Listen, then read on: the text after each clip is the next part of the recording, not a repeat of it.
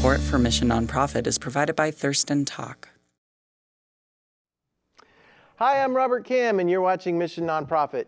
Each month, we connect with local organizations and agencies that are making a positive impact in our communities.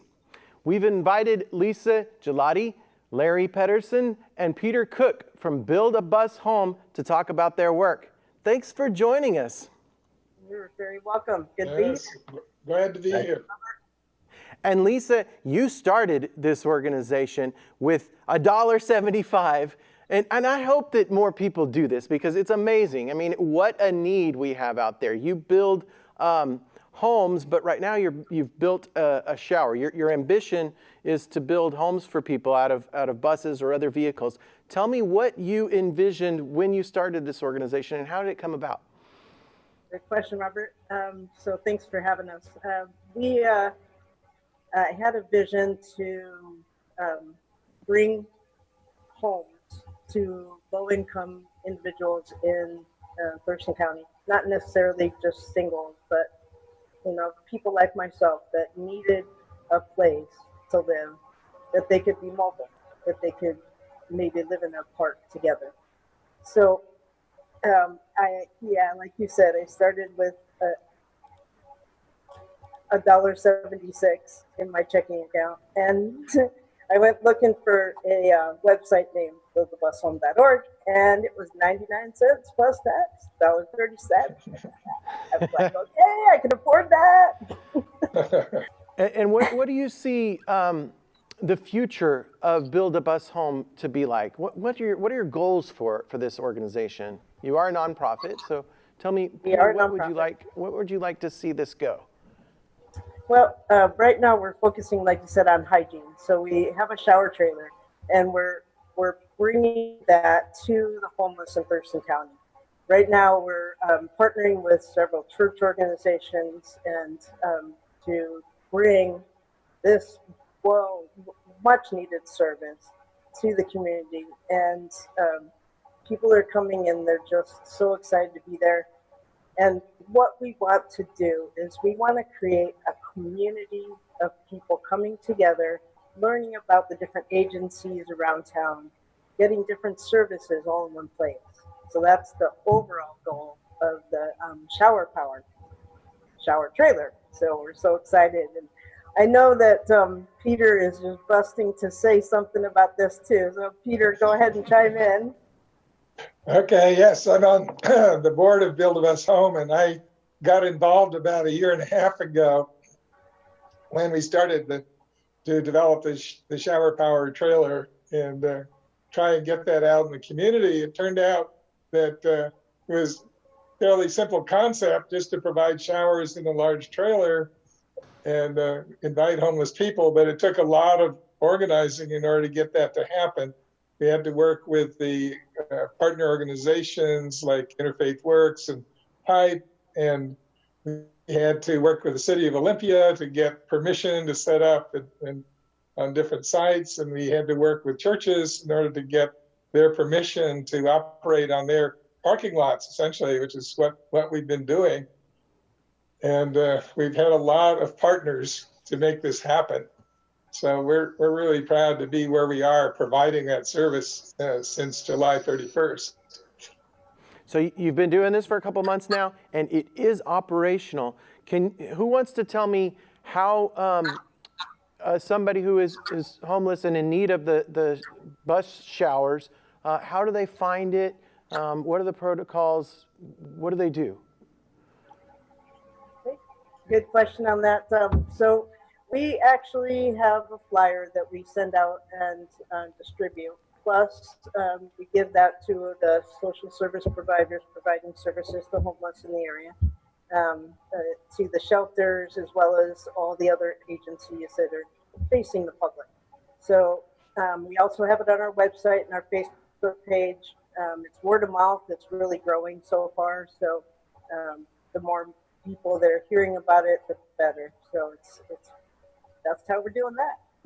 Your website is buildabushome.org. Want to tell everybody that right now.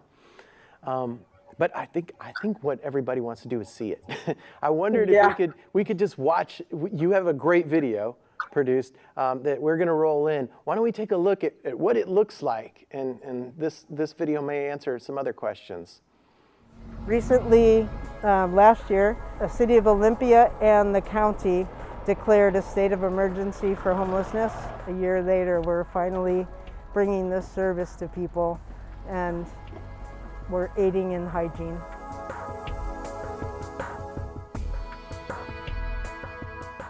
We are so excited to bring our shower trailer to the public, to the homeless in Olympia. And so let's take a look inside. The colored ones are specifically for changing clothes, and the white one will be for showering. But we'll have numbers here for people to hang their things according to the group that you're in. We've got it spaced out, so there's going to be 6 feet between people, and we'll be spraying each stall down after use with soap and water, and then after that dries, then we'll put BrioTech multi-surface sanitizer, and that inactivates COVID-19. And so we're sponsored under Brio Earth through BrioTech, and they're supplying free products to us to help the hygiene and health of people that need our services. This is where our journey starts, is right here. This is a 1-inch water hose, 180 feet hose. It goes from the main valve into the 2 boilers. The 2 boilers then heat the water process, and then it goes through the whole shower, out through the sinks. Fresh water is usually the first thing hooked up with the generator, because it gets the water hot as soon as I can have it hot for the people to start using. Then we put our gray system together. Everything's color coded. It goes into our pump station. From the pump station, it pumps it into the water truck. Then when the water truck gets full, we take it down to lots in Olympia, and we dump. And this was actually an old firefighter's trailer. It's beyond the fire line for the gentlemen to take showers after they do their firefighting. This has a disposable towel, and it has slippers in it, so being in the community and whatnot, it helps so much. Just the little things like this are really helpful, and at least for my community, being homeless and whatnot. So, in this time of all the stressful, things going on, it's just another benefit that you have. Just because you're homeless doesn't mean you have to be dirty or you have to, be looked down upon. Not everybody is in that same boat, and it's not a laziness thing. Sometimes having the ability and whatnot is the key. It's really nice to actually have something like this for people that don't have the opportunity to shower, get clean, but just having a facility is really a blessing, to be honest with you. What about my immediate community? How do I help serve my immediate community? And this is a way I can. I once went 8 weeks without having a shower. And that was a long time ago. I was in a country where it was in the middle of a revolution. So I know that feeling where you just feel outside of society when you're not clean. And it's miserable, psychologically, not just physically, but psychologically. We're going to see the homeless population explode in the next year. Whatever happens politically, this is not going to get better. It's going to get worse. And so we have to find ways to provide people with the means to maintain their dignity and their health and their comfort while they're without shelter. there's 3 things that we really want to solve: personal health, public health, and environmental health. We're really looking for dedicated, beautiful human beings to be volunteers. People who have the heart for helping homeless and helping in general. We have a contract with the City of Olympia that's giving us some startup money. It won't last for very long. It's $8,000. We're very excited to have that. Please, if you know corporations, personal foundations, anywhere that can help us out, we really need to spread the word and help as many people as possible, you know? It's just so important.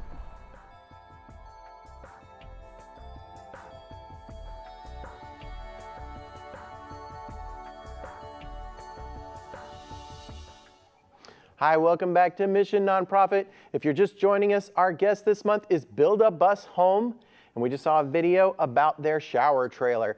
And this has been a challenge because you're doing this under COVID pandemic precautions, and you didn't expect that when you built this shower. You have like 17 stalls all next to each other. Tell me about how that's been, operating this trailer with the COVID-19 pandemic happening. Good question. We weren't expecting the launch during COVID, but we ended up doing that very thing, and we had to adapt. So we figured it out. So, like you said, there's 17 stalls. So on one side, it has 12 stalls. So we broke it down so that there's 6 feet enough room on each side, and there's a change showering area. So now there's just 4 stalls, and we alternate. So it goes 11, 9, 7, and 5. And then the other side has 5 stalls, and so 2 of those are being used. And that's primarily being utilized for people that are families, as well as people that are couples, and those that know each other, live together, might be just friends, and they're comfortable with each other, so we put them in that space. And then we've had so many people saying, wow, what a change this has made in my life. And look, I feel good. And that is so delightful to me. It's the best part. It really is. Seeing the faces. We've had to develop a protocol to assure that folks are safe when they use these. The showers are disinfected according to a planned scheme. We've consulted with the local health department to make sure that we are following the right protocols. We have an association with a company that provides a product that helped us out a lot. And we do temperature checks. We do the usual things with respect to masks and social distancing. So I think it would be fair to say that we've attended to business with respect to the COVID pandemic, and we are taking it seriously. And this company you mentioned, Briotech, they're the ones that supply your cleaning agent. Is that correct? And they donate that to you? Yeah, it's actually a disinfectant. Okay. And so we're cleaning with soap and water. And then once that dries, then we're going through and spraying the Briotech on every surface that gets touched, as well as those that have just been washed. And it inactivates COVID-19 pandemic virus. So very, very effective. And we're the only shower that's using their product. And Briotech is made right here in Woodinville in Washington. So very local. Yes, the chief medical director is a friend of, is a father to a friend of ours. And so it's just been a beautiful relationship, and people are so happy that they get a free bottle too. Everyone that volunteers, as well as those that come as guests, will get a free bottle of Briotech for their personal use. Yeah, we'll send one to you, Robert. If I go and volunteer? Right? Yeah. Excellent. That's a great idea. There's some motivation for you. So you're looking, on that subject, you're looking for volunteers to help operate this. I'm sure you're looking for people to donate money so you can keep this going. Yes. What are other things that volunteers might do, and how do volunteers find you? Okay, good question. So our volunteers are many. So we have several different areas. So we've got our on-site operation, which is guest services for one area, and then equipment services on the other. So getting everything set up, getting the gray water, the fresh water, and all the tables, the canopies, everything set up for us. And then we go and set up our tables. And then we have the guests come in and they get their COVID check, and then move on to the scheduling and storage location, and then go on to their shower.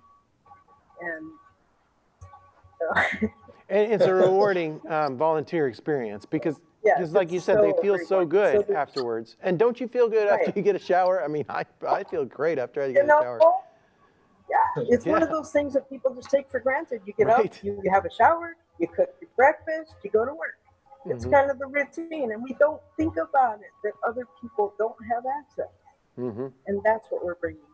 And so the volunteers will help, can help on site. They can also do behind the scenes at home work. So if somebody's just staying home, and that's wonderful, we need your skills.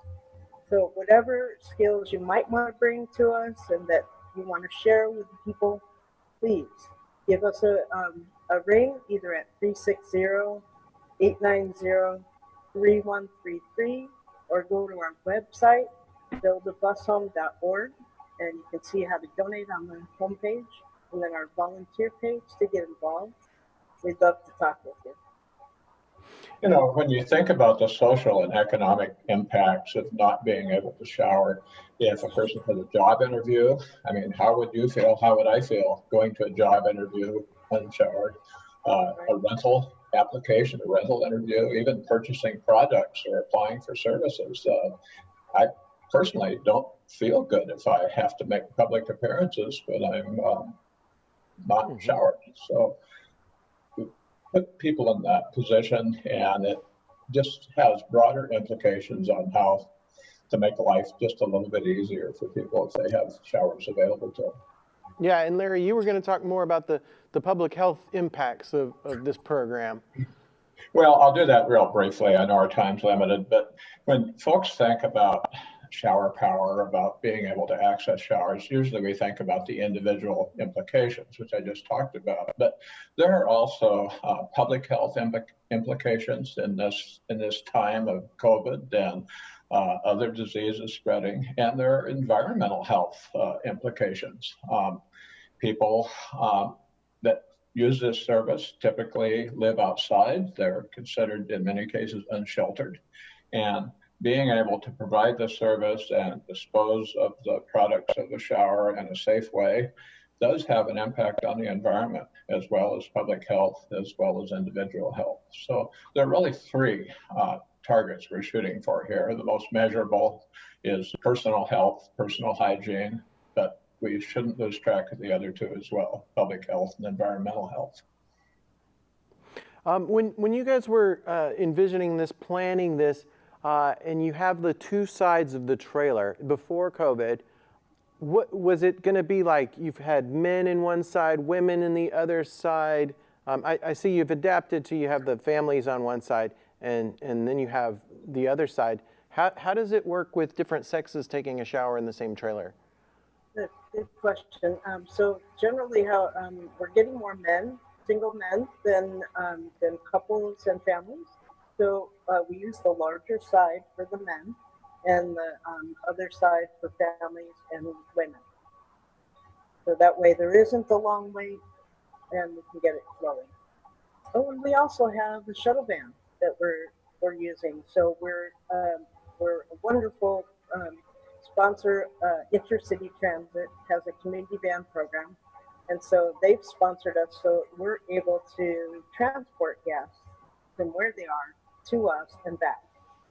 And so we're coordinating that with our network of social service agencies as well. And so we're wanting to connect with all the different locations where the majority of people are that want a ride, get a shower, come back home and do what they need to do for the day.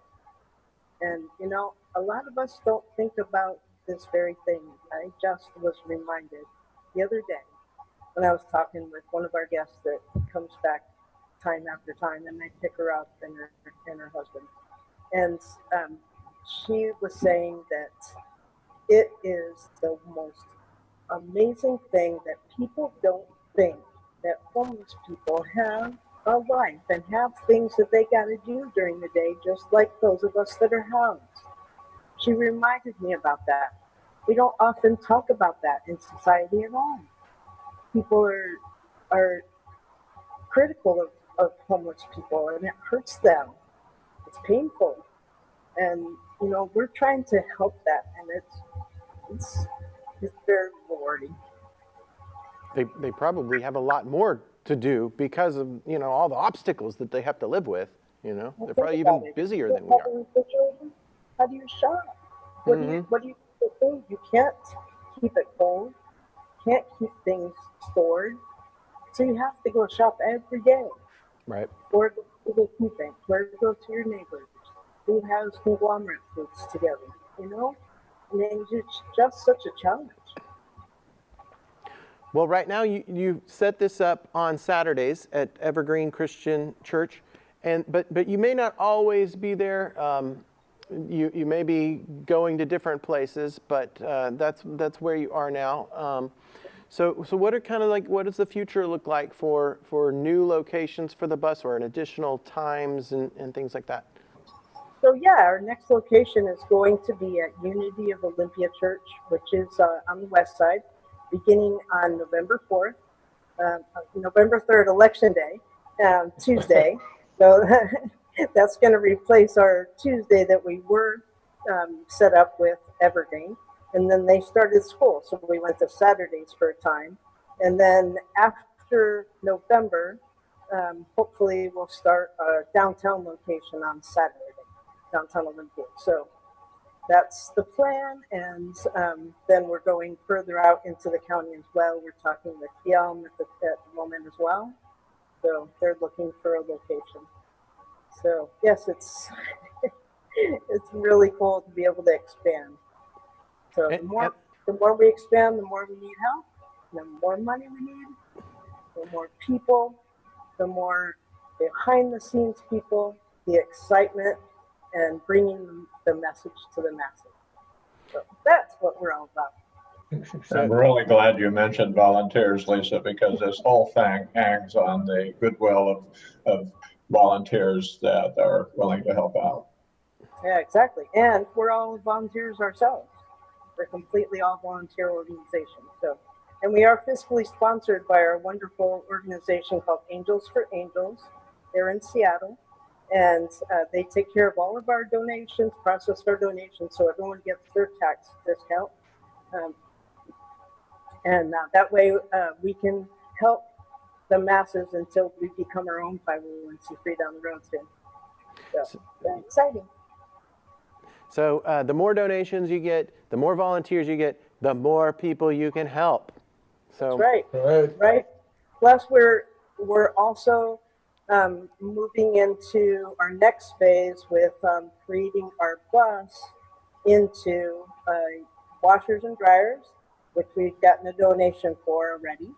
So we just need to finish this outfitting this bus so that it can become washers, dryers, compost toilets, and a complete accessible bathroom with a lift that comes in the back of the bus. Oh, perfect. And that way we will be accessible. Excellent. Then that will be a well-rounded, complete hygiene. And the city of Olympia helped you with this with a grant that helped you get the shower trailer going. Do you see them helping you out more, like maybe with the washer and dryer bus, and can we hope for that? Yep. Yep.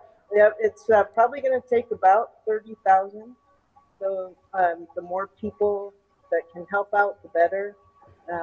Physical labor as well down the road. We're going to be doing the actual construction on the bus. So people that have that ability, that have that interest, join us on that as well. So keep up on our website at buildthebushome.org, and keep on in touch with us at info@buildthebushome.org. Perfect. Phone number again, 360-890-3133. Yeah, maybe somebody's out there watching and they know how to do this. They've done it before. I've built one of those. Come help you guys. Come on, we need you. Call them up. Well, we are almost running out of time. Are there any other things that you guys would like to discuss? Let's start with you, Lisa. Anything else that you would like to bring up, mention, or tell the public about? Help us make the dream more and more of a reality. Okay. And how about you, Larry? Tell us anything else that we didn't talk about that you would like to mention before we go. Well, we have some strategic partnerships, which Peter will probably want to expand upon. And we do have a longer term plan. So organizations that want to team up with us are welcome to access to our planning documents. And I don't know if you want to talk about our association with the churches, Peter, or not, but it might be a good thing to talk about that. Sure. Yes, I wanted to mention a couple things. One is that we've been supported by the Community Foundation, which has been wonderful. They gave us our first grant last year, and it was really a key need at the time just to get off the ground, as well as the contributions from the city of Olympia. And we are, of course, working closely with several churches, and even with the Faith Alliance for Tiny Houses, which has been very interested in this operation all along. So we're making presentations at churches. We're kind of working with the churches to provide donations and volunteers. So especially my church, United Churches of Olympia, has been very forthcoming in this area, and we're looking for other churches to come in and join us. And again, thanks to Evergreen Christian Community for their help with this project. Nobody has to step forward; they decided to, and they've got the space, and it's been a really nice way for us to get this kicked off. Well, Excellent. that's a good lead-in. Evergreen has been a support for the homeless community for several years, and that they donated a lot of money to the homeless coordinator position a couple of years ago. So yes, they are very committed to our homeless community and wanting to help them help themselves. And that's what we're trying to do as well. All right. I thank you so much. This is so wonderful. Yeah, thanks for being on the show, the three of you. Thank you for what you do, and I hope you can grow and become even bigger. More shower trailers, washer and dryer trailers, homes, the works. Thank you. Yeah, thank you very much. Glad to be on here. That's all we have for you. Please visit their website at buildabushome.org or call 360-890-3133. You can also find them on Facebook at Build a Bus Home.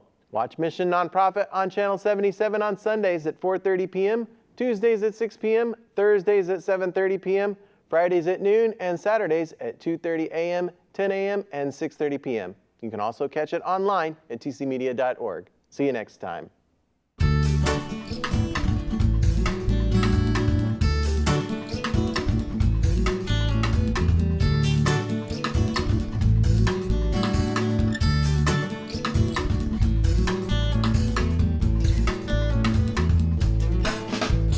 Support for Mission Nonprofit is provided by Thurston Talk.